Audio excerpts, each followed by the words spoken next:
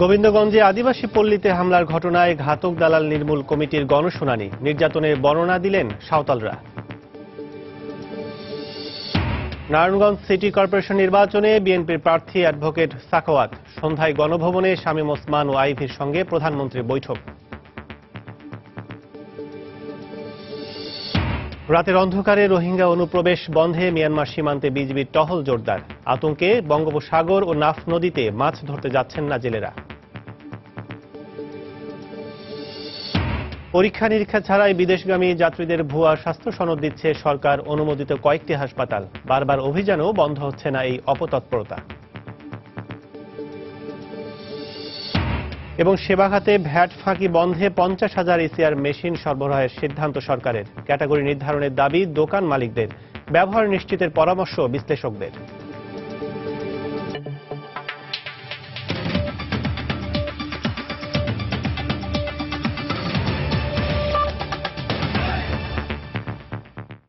সময় সংবাদের সঙ্গে আছি আমি কাজল আব্দুল্লাহ।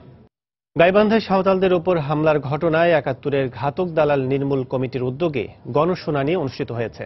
সকাল 11টায় বিচারপতি শামসুদ্দিন চৌধুরী মানিকের নেতৃত্বে গণশুনানি শুরু হয়। এতে উপস্থিত ছিলেন নির্যাতিত সাঁওতালরা, ঘটনার বর্ণনা দিয়েছেন। এর আগে সকাল 10টায় বিচারপতি শামসুদ্দিন চৌধুরী মানিকের নেতৃত্বে ঘাতক দালাল নির্মূল কমিটির প্রতিনিধি দল গোবিন্দগঞ্জের মাদারপুর সাঁওতাল পল্লীতে যায়। সেখানে সাঁওতাল পল্লী পরিদর্শন ও তাদের সঙ্গে কথা বলেন তারা। পরে মাদারপুরের গির্জার সামনে গণশুনানির আয়োজন করা হয়। গত 6 নভেম্বর আখ কাটাকে কেন্দ্র করে পুলিশ ও রংপুর চিনিকল শ্রমিকদের সঙ্গে সাঁওতালদের সংঘর্ষের ঘটনা ঘটে।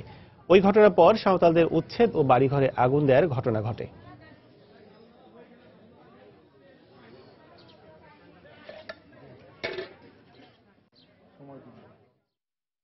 যারা অত্যাচার নির্যাতন করেছে তাদের বিচারের আওতায় আনা, ইমিডিয়েট তাদের বাসস্থান এবং তাদের আহার ইত্যাদির ব্যবস্থা করা।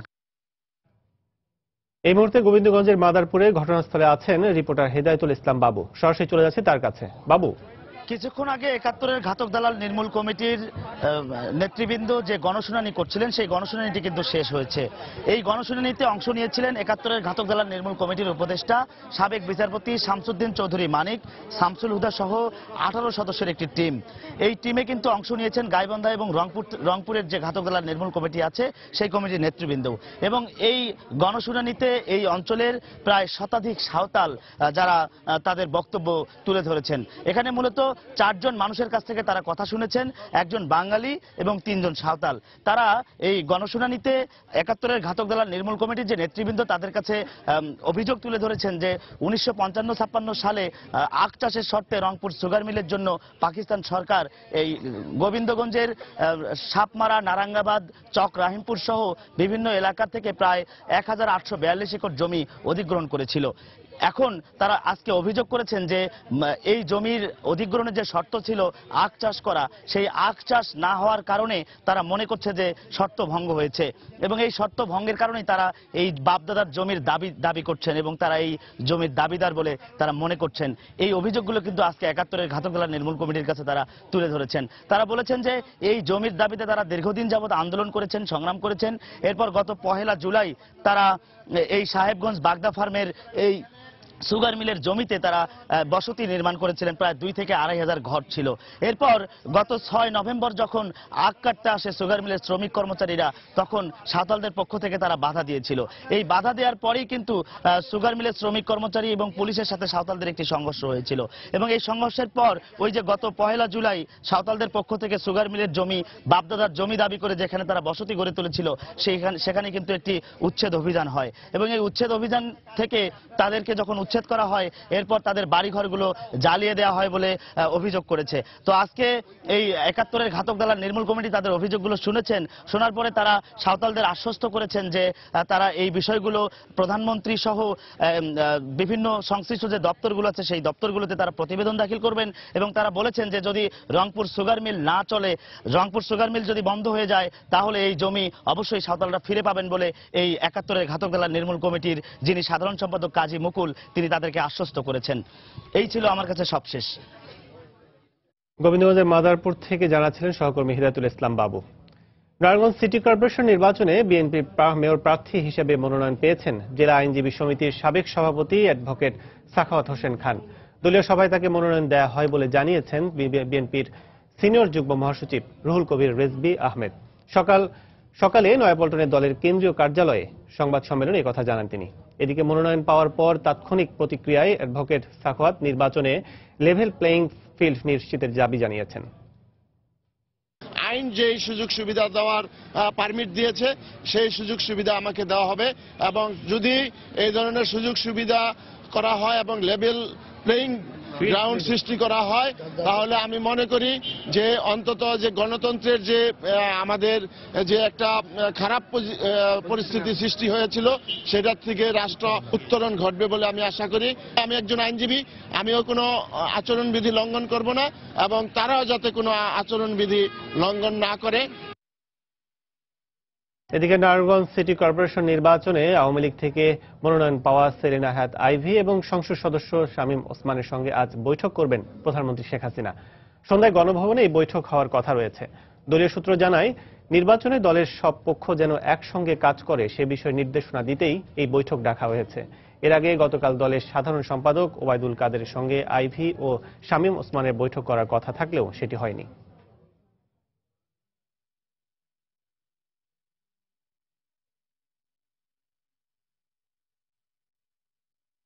এই মুহূর্তে নারায়ণগঞ্জে আছেন রিপোর্টার তাফসির বাবু। সরাসরি চলে যাচ্ছি তার কাছে। বাবু,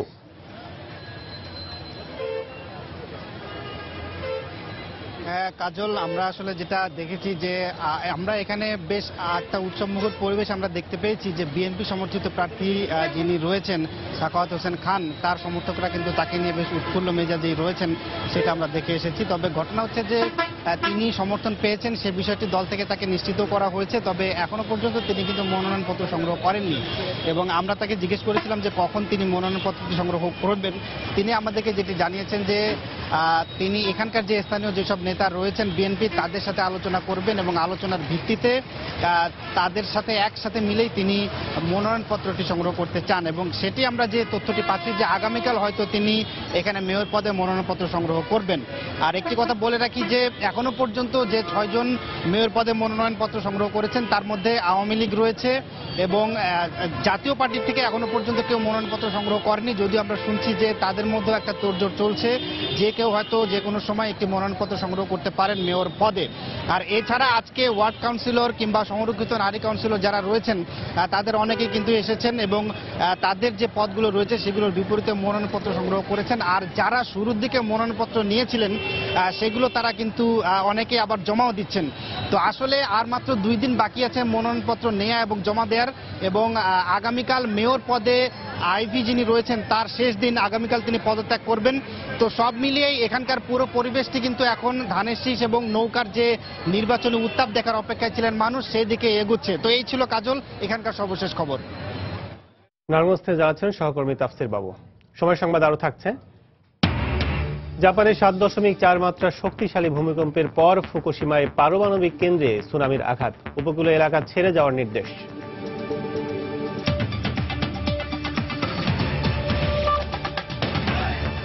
মিয়ানমারের রাখাইন প্রদেশে সেনা অভিযানের মুখে জীবন বাঁচাতে নতুন করে অন্তত 500 রোহিঙ্গা মুসলমান বাংলাদেশের শরণার্থী ক্যাম্পে আশ্রয় নিয়েছে। আন্তর্জাতিক অভিবাসন সংস্থা জানায়, মিয়ানমারের সেনাবাহিনীর অভিযানের মুখে দেশটির সংখ্যালঘু রোহিঙ্গারা রাতের আঁধারে দল বেঁধে নাফ নদী পাড়িয়ে দিয়ে বাংলাদেশে পালিয়ে আসছে। এ সময় অন্তত 64 জনকে দেশে ফেরত পাঠায় বাংলাদেশের সীমান্তরক্ষী বাহিনী বিজিবি। সেখানকার কর্মকর্তারা পরিস্থিতি পর্যবেক্ষণ করছে বলেও জানায় সংস্থাটি। গত কয়েকদিনে দেশটির সেনাবাহিনীর অভিযানে 30,000 মানুষ বাড়িঘর ছেড়ে পালিয়ে গেছে। এছাড়া নিহত হয়েছেন অন্তত 86 জন। এদিকে রাখাইনে রোহিঙ্গা মুসলিম অধ্যুষিত আরও কয়েকটি গ্রাম পুড়িয়ে দেওয়া হয়েছে বলে দাবি করেছে মানবাধিকার বিষয়ক সংগঠন হিউম্যান রাইটস ওয়াচ। নতুন কয়েকটি স্যাটেলাইট ছবি বিশ্লেষণ করে তার সোমবার এ তথ্য জানায়। তবে বরাবরই এসব খবর অস্বীকার করে আসছে Myanmar Sarkar.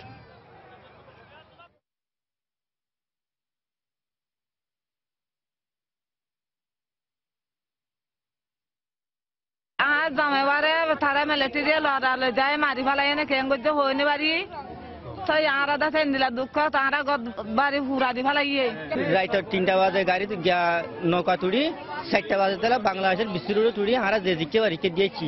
We are observing the situation currently. আমরা পরিস্থিতি পর্যবেক্ষণ করছি, স্থানীয় প্রশাসন ও আইন শৃঙ্খলা বাহিনীর সঙ্গে সমন্বয় করে কাজ করছি। তাদের নির্দেশনা মতোই সবকিছু করা হচ্ছে। Waiting for their direction and decisions. এদিকে বাংলাদেশ মিয়ানমারের টেকনাফ সীমান্ত দিয়ে রাতের অন্ধকারে রোহিঙ্গাদের অনুপ্রবেশ বন্ধে টহল জোরদার করেছে সীমান্তরক্ষী বাহিনী বিজিবি। অনুপ্রবেশকারী রোহিঙ্গারা যেন লোকালয়ে আশ্রয় নিতে না পারে সেটা নিশ্চিতে সতর্ক অবস্থানে রয়েছে স্থানীয় প্রশাসন। সাখোয়াত টিপুর ক্যামেরায় বিস্তারিত জানাচ্ছেন কমল দে। গত এক সপ্তাহের বেশি সময় ধরে মিয়ানমারের রাখাইন প্রদেশে রোহিঙ্গাদের উপর বর্বর নির্যাতন চালিয়ে যাচ্ছে মিয়ানমারের আইন শৃঙ্খলা বাহিনী। এই অবস্থায় গত 2 দশকের মতো আশ্রয়ের সন্ধানে বাংলাদেশে আসার চেষ্টা করছে রোহিঙ্গারা, কিন্তু আগে থেকে অবস্থানরত রোহিঙ্গাদের ফিরিয়ে না নেওয়ায় এবার বাংলাদেশ কিছুটা কঠোর অবস্থানে রয়েছে।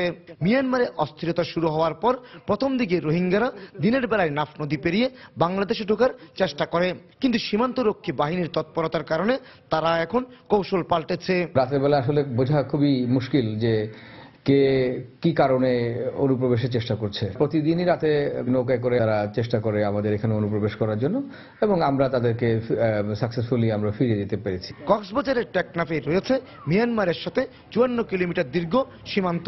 এর মধ্যে বঙ্গোপসাগর যেমন রয়েছে তেমনি রয়েছে দুদেশের পাশ দিয়ে বয়ে যাওয়া নাফ নদী। অভিযোগ রয়েছে সীমান্ত পেরিয়ে স্থলভাগে পৌঁছাতে পারলে স্থানীয় লোকজন তাদের আশ্রয় দিচ্ছে। তাই পুলিশ এবং উপজেলা প্রশাসন রয়েছে কিছুটা উৎকণ্ঠার মধ্যে। ওরা যদি উইদাউট কোনো ভ্যালিড কাগজপত্র ছাড়া আসে এবং ওদেরকে যদি কোনো এখানকার স্থানীয় লোকজন আশ্রয় দেয় তাহলে এটা অবশ্যই একটি অপরাধ।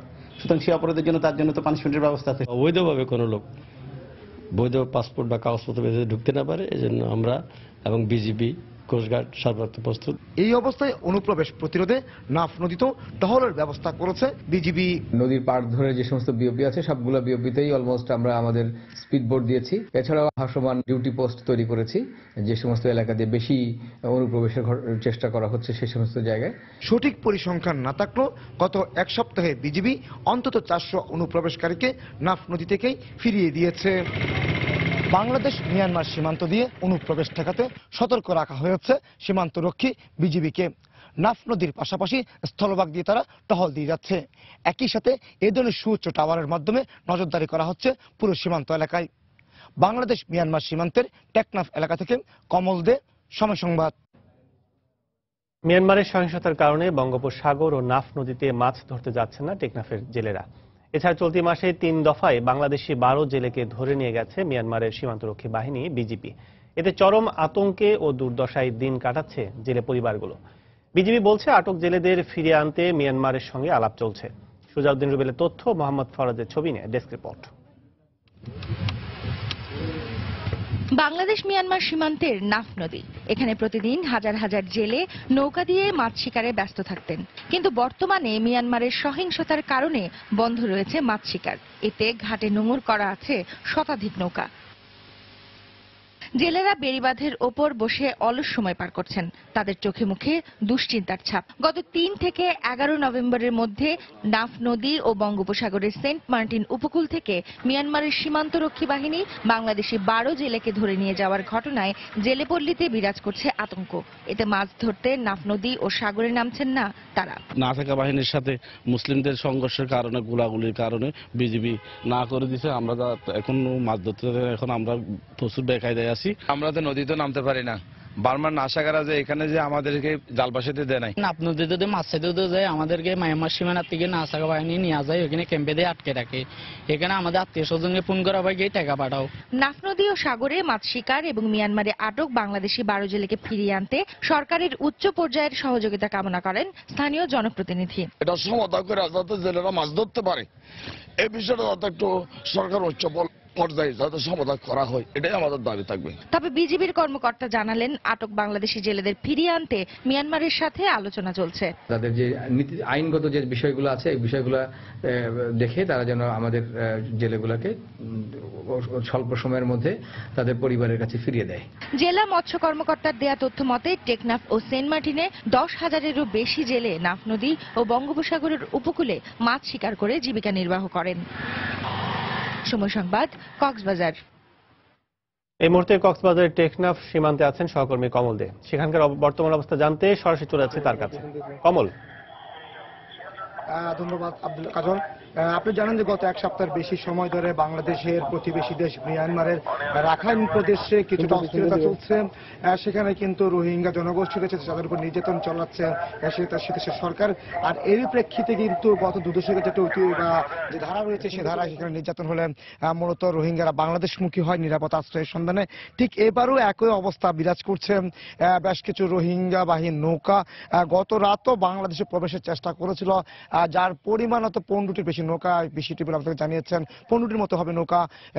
2 ব্যাটালিয়ন বিজিবি ব্যাটালিয়ন টেকনাফের অধিনায়ক লেফটেন্যান্ট কর্নেল আবুজার আল জাহিদ তিনি আমাদেরকে জানিয়েছেন নৌকাগুলি মূলত 5টি পয়েন্ট থেকে নৌকাগুলিকে আবার নাফা থেকে ফেরত পাঠানো ফিরিয়ে দিয়েছে বিজিবি সদস্যরা।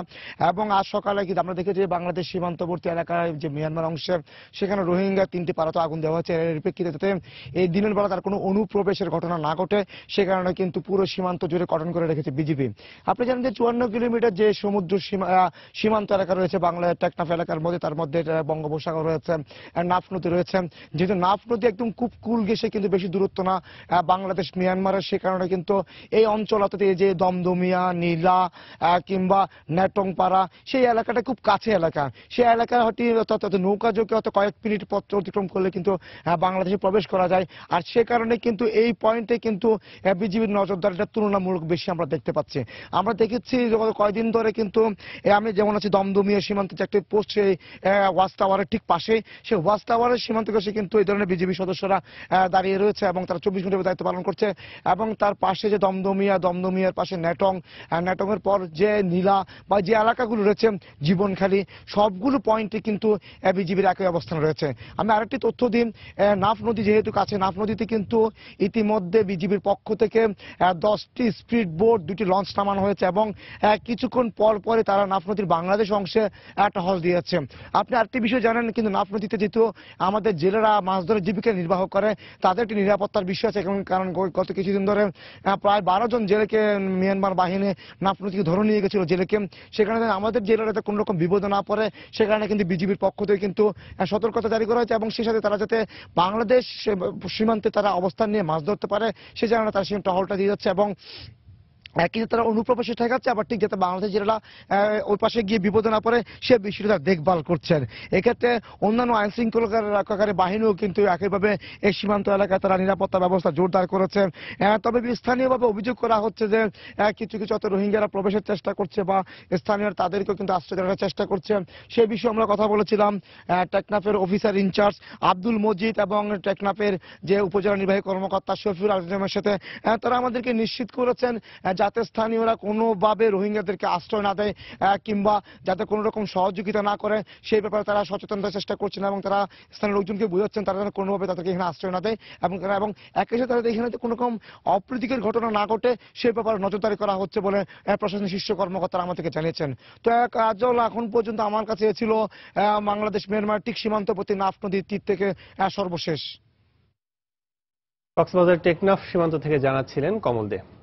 কোনো পরীক্ষা নিরীক্ষা ছাড়াই ভুয়া স্বাস্থ্য সনদ দিয়ে বিদেশগামী যাত্রীদের সঙ্গে প্রতারণা করছে রাজধানীর বেশ কিছু বেসরকারি হাসপাতাল। এমন অভিযোগ রয়েছে গালফ কোঅপারেশন কাউন্সিল গামকা অনুমোদিত কয়েকটি হাসপাতালের বিরুদ্ধে।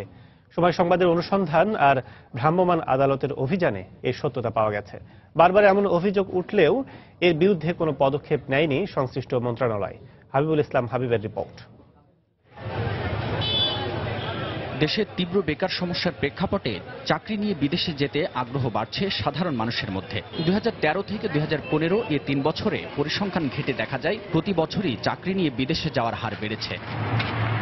2013 সালে বিদেশে অবস্থানরত শ্রমিকের সংখ্যা যেখানে ছিল 4,09,253 জন আর রেমিটেন্সের পরিমাণ ছিল 1,08,066 কোটি টাকা, সেখানে 2015 সালে তা 5,55,881 জন ও রেমিটেন্স 1,19,362 কোটি টাকা দাঁড়ায়। জীবন জীবিকার সন্ধানে বিদেশে পাড়ি দেয়া এসব মানুষের আগ্রহের সুযোগ নিয়ে প্রতারণা করছে এক শ্রেণীর ব্যক্তি ও প্রতিষ্ঠান। সম্প্রতি রাজধানীর ফকিরাপুলে র্যাব পরিচালিত অভিযানে বেরিয়ে আসে কোনো পরীক্ষা নিরীক্ষা ছাড়াই বিদেশগামী যাত্রীদের স্বাস্থ্য সনদ প্রদান করে আসছে কিছু বেসরকারি হাসপাতাল। দেখা গেল যে এরকম 17 বা 18টা প্যারামিটারের মধ্যে মাত্র 3টা টেস্ট করেছে, বাকিগুলো টেস্ট না করে কিন্তু রিপোর্ট দিয়েছে। ফকিরাপুর এলাকায় প্রায় 4 বার অভিযান পরিচালনা করেছে, তারপরে কিন্তু কিছু কিছু প্রতিষ্ঠানে কিন্তু এখনই কাজগুলি করছে। এখানেই শেষ নয়, সৌদি আরব, কাতার ও কুয়েত সহ 6টি দেশের সংগঠন গালফ কোঅপারেশন কাউন্সিল অনুমোদিত বেশ কয়েকটি হাসপাতালের নামেও রয়েছে এমন অভিযোগ। গামকাভুক্ত যেসব মেডিকেল সেন্টারগুলো আছে, এই মেডিকেল সেন্টারগুলোর মধ্যে নানান ধরনের প্রবলেম দেখা দেয়। এই প্রবলেমগুলোই যখন আমার বাইরে কোনো ভালো মেডিকেল সেন্টারে যখন টেস্ট করা হয়, বেশিরভাগই এগুলো কোনো প্রবলেম নাই। আলজিয়াতে কন্ট্যাক্ট করার পরে উনি টাকা পয়সা নিল, নেওয়ার পরেও মেডিকেল করলাম। আগে ধরছিল বুকেতে, এখন ধরছে ব্লাডের সমস্যা। হয়রানি করে, ক্ষতিগ্রস্ত করে, ওনারের কাছে এটা প্রডিউস করবে এবং আমরা খুব জোর করেই বলবো যে আপনি এটা বিপক্ষে দেখেন কি অ্যাকশন নেবেন। এত সব অভিযোগের জবাবে প্রবাসী কল্যাণ মন্ত্রী বলেন, লিখিত অভিযোগ পেলে ব্যবস্থা নেবেন। অভিযোগ কিন্তু লিখিত হতে হয়, লিখিত অভিযোগ যদি পাই তাহলে অবশ্যই আমরা পদক্ষেপ নেব এবং সেন্টারকে আমরা ব্ল্যাক লিস্ট করব। যাদের পাঠানো রেমিটেন্সে সমৃদ্ধ হচ্ছে দেশের অর্থনীতি, বিদেশ যাওয়ার ক্ষেত্রে তারাই আবার নানাভাবে হয়রানির শিকার হচ্ছেন, যার মধ্যে অন্যতম স্বাস্থ্য পরীক্ষার এই বিষয়টি বারবার নজরে এলেও সে বিষয়ে কার্যকারী কোনো পদক্ষেপ নিতে দেখা যায়নি সংশ্লিষ্ট মন্ত্রণালয়ের। হাবিবুল ইসলাম হাবিব, সময় সংবাদ, ঢাকা। সময় সংবাদ আরো থাকছে। চরম ঝুঁকিপূর্ণ অবস্থায় রাজধানীর শাঁখারী বাজারের বেশিরভাগ ভবন, ঐতিহ্য ঘোষিত হওয়ায় হচ্ছে না সংস্কার, ভবন ধসে প্রাণহানির আশঙ্কা।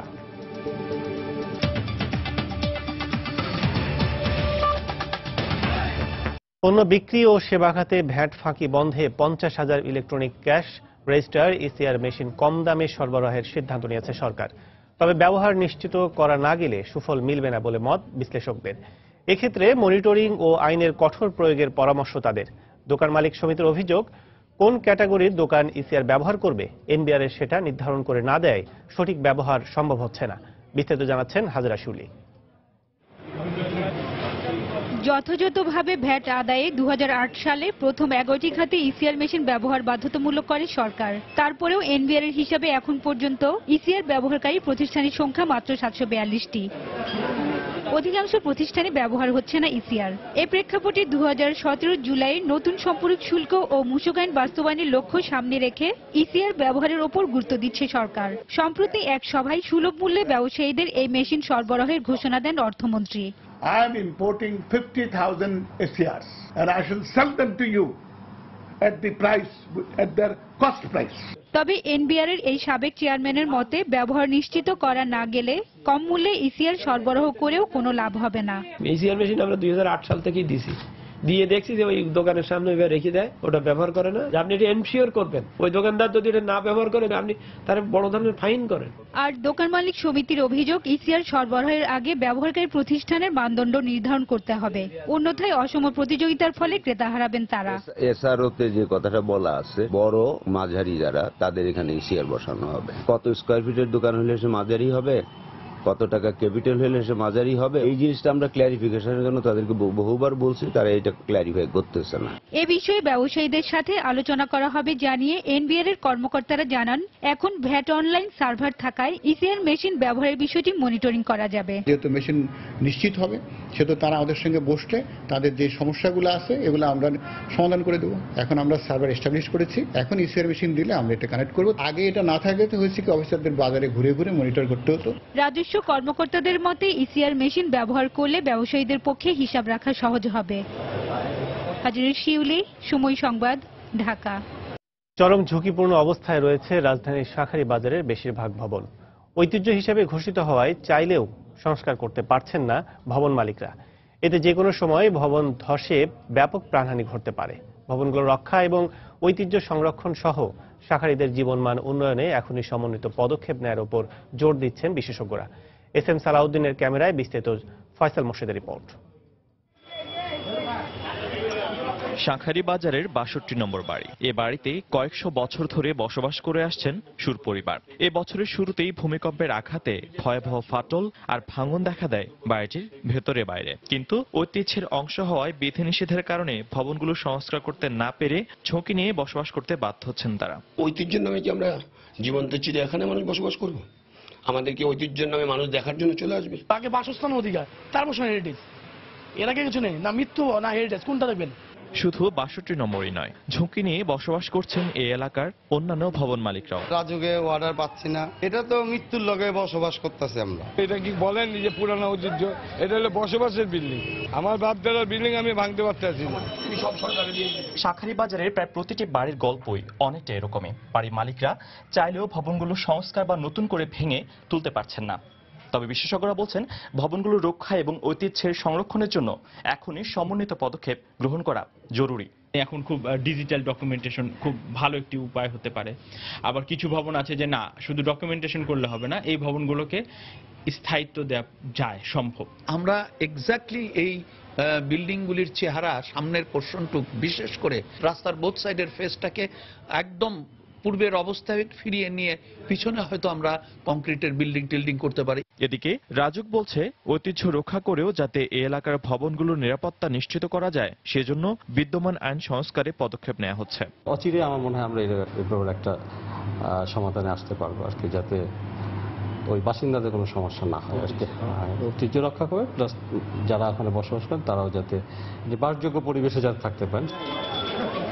1971 সালে মুক্তিযুদ্ধে পাক বাহিনীর দেয়া গান পাউডারের আগুন আর মর্টার শেলের আঘাতে এখানকার স্থাপত্যশৈলী অনেকটাই ক্ষতিগ্রস্ত হয়। 2009 সালে রাজুক এই এলাকার ভবনগুলোকে ঐতিহাসিক গুরুত্ব বিবেচনায় সংরক্ষিত ঘোষণা করে। ফয়সাল মোর্শেদ, সময় সংবাদ, ঢাকা। যুক্তরাষ্ট্রের প্রেসিডেন্ট নির্বাচনে ডোনাল্ড ট্রাম্পের বিজয়, তার প্রশাসনে বিতর্কিত ব্যক্তিদের নিয়োগ ও বিদ্বেষমূলক অপরাধ বেড়ে যাওয়ার কারণে একে অন্ধকার সময় বলে আখ্যা দিয়েছেন নিউ ইয়র্কের প্রশাসন। নিউ ইয়র্কের পাবলিক অ্যাডভোকেট ল্যাটিশিয়া জেমস বলেন, এই অঙ্গরাজ্য অভিবাসী বান্ধব নীতি এবং সমাজের মৌলিক মূল্যবোধে কোনো আপোষ করবে না। এই জন্য নিউ ইয়র্কবাসীকে লড়াই চালিয়ে যাবার আহ্বান জানান তিনি। নিউ ইয়র্ক থেকে শিহাবুদ্দিন কিসলুর পাঠানো তথ্য, ছবি নিয়ে ডেস্ক রিপোর্ট। ডোনাল্ড ট্রাম্পের নির্বাচনী প্রতিশ্রুতি বিবেচনায় আতঙ্ক আর অনিশ্চয়তায় ভুগছে নিউ ইয়র্ক সহ যুক্তরাষ্ট্রে বসবাসরত অভিবাসীরা। এমন পরিস্থিতিতে নাগরিকদের নিরাপত্তা ও তাদের অধিকার রক্ষায় মাঠে নেমেছে খোদ নিউ ইয়র্ক নগর প্রশাসন। উন্নয়নের আন্দোলন শীর্ষক এই প্রচারণার অংশ হিসেবে রোববার জ্যাকসন হাইটসের ডাইভার্সিটি প্লাজায় নিউ ইয়র্ক নগর প্রশাসন সমাবেশের আয়োজন করে। এ সময় নিউ ইয়র্কের ঐতিহ্য বিরোধী ডোনাল্ড ট্রাম্পের কোনো সিদ্ধান্তই বাস্তবায়ন না করার আশ্বাস দেওয়া হয়। প্রেসিডেন্ট নির্বাচনের উপর আমাদের ভাগ্য নির্ভর করতে পারে না। যুক্তরাষ্ট্রের সংবিধান থাকতে আমার অধিকার হরণ করে নেওয়ার কোনো সুযোগ নেই, কিন্তু এই অন্ধকার সময়ে দাবি আদায় করতে আমাদের ঐক্যবদ্ধ আন্দোলন জোরদার করতে হবে। বিভিন্ন জাতি, সম্প্রদায় ও বিশ্বাসের মানুষ ভেদাভেদ ভুলে আজ ঐক্যবদ্ধ হয়েছে। যুক্তরাষ্ট্রের মূলনীতিও এই সম্প্রীতির কথা বলে। পারস্পরিক মর্যাদা ও সৌহার্দ্য বজায় রাখতে আমাদের একে অন্যের রক্ষা কবচ হতে হবে। শহরের যে প্রান্তেই অভিবাসী বা মুসলিম ভাই বোনদের উপর হামলা হবে, আমরা সেখানেই ছুটে যাব, প্রতিরোধ করব।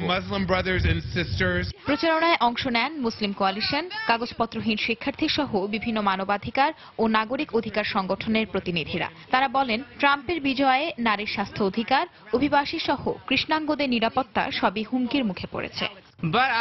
আমি পড়াশোনা করছি, এখনো কোনো বৈধ কাগজপত্র হয়নি। আমি চাই নিউ ইয়র্কে সুন্দর জীবন গড়তে, কিন্তু ট্রাম্প আমাদের স্বপ্ন পূরণ হতে দেবে না। এই শহরের আয়ের চাকা সচল রেখেছে খেটে খাওয়া স্বল্প মজুরির মানুষ, যাদের অধিকাংশই অভিবাসী। তাদের ওপর কোনো ধরনের হামলা বরদাস্ত করা হবে না। আমাদের এখানে আসার উদ্দেশ্য একটাই, আর তা হলো সম অধিকার প্রতিষ্ঠা। সব ভিন্নতার ঊর্ধ্বে গিয়ে আমাদের এই আন্দোলন চালিয়ে যেতে হবে। যুক্তরাষ্ট্রের সাউদার্ন পভার্টি ল সেন্টারের পরিসংখ্যান অনুযায়ী ডোনাল্ড ট্রাম্পের বিজয়ের দিন থেকে এক সপ্তাহে অভিবাসী, কৃষ্ণাঙ্গ, নারী ও সংখ্যালঘু মুসলিমদের ওপর মোট 701টি বিদ্বেষমূলক হামলা ও নির্যাতনের ঘটনা ঘটেছে। এর মধ্যে 65 ভাগই ঘটেছে প্রথম 3 দিনে। সময় সংবাদ, নিউ ইয়র্ক, যুক্তরাষ্ট্র। দেশের বাইরের খবর। জাপানে 7.4 মাত্রার শক্তিশালী ভূমিকম্পের পর সুনামি আঘাত হেনেছে। 1 মিটার উচ্চতায় ঢেউ দেশটির উত্তর পূর্ব উপকূলে আঘাত হানে। এর আগে মঙ্গলবার স্থানীয় সময় ভোর 5:59 ভূমিকম্পে কেঁপে ওঠে জাপান। যুক্তরাষ্ট্রের ভূতাত্ত্বিক জরিপ সংস্থা ইউএসজিএস তথ্যমতে ভূমিকম্পের উৎপত্তি স্থল ছিল সমুদ্রের 10 কিলোমিটার গভীরে। এর পরপরই 3 মিটার উচ্চতায় ঢেউয়ের আশঙ্কায় সুনামি সতর্কতা জারি ও উপকূলীয় এলাকা থেকে লোকজনকে সরে যাওয়ার নির্দেশ দেন কর্তৃপক্ষ। তবে সুনামিতে উপকূলের কিছু স্থাপনা ক্ষতিগ্রস্ত হলেও হতাহতের খবর পাওয়া যায়নি। ভূমিকম্পের পর পারমাণবিক বিদ্যুৎ কেন্দ্রের ক্ষতি হয়েছে কিনা তা যাচাই করা হচ্ছে। তবে বাড়তি সতর্কতা হিসেবে কুলিং ব্যবস্থা বন্ধ রেখেছে কর্তৃপক্ষ। এর আগে 2011 সালের মার্চ 9 মাত্রার ভূমিকম্পের পর সুনামি আঘাত হানায় ফুকুশিমা পরমাণু বিদ্যুৎ কেন্দ্রে ভয়াবহ দুর্ঘটনায় 18,000-এরও বেশি মানুষ মারা যায় ও নিখোঁজ হয়। এদিকে জাপানের এই ভূমিকম্পের কিছু সময় পরে নিউজিল্যান্ডের নর্থ আইল্যান্ডে 5.6 মাত্রার ভূমিকম্পের খবর পাওয়া গেছে।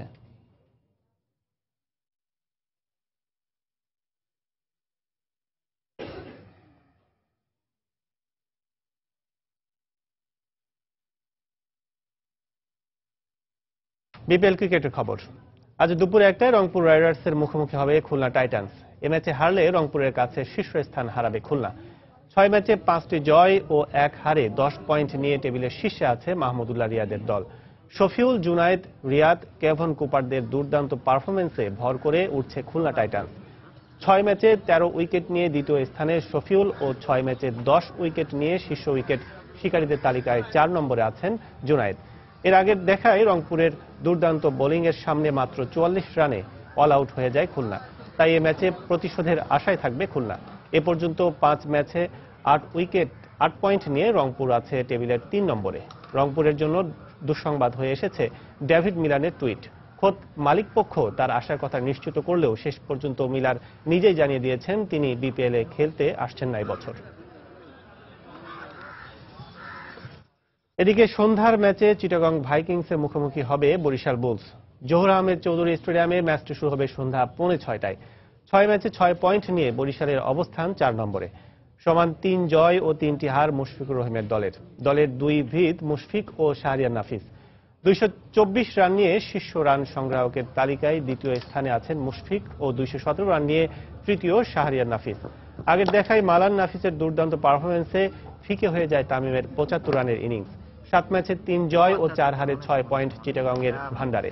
7 ম্যাচে 204 রান করে চিটাগং ভাইকিংসকে সামনে থেকে নেতৃত্ব দিচ্ছেন চট্টগ্রামের সন্তান তামিম।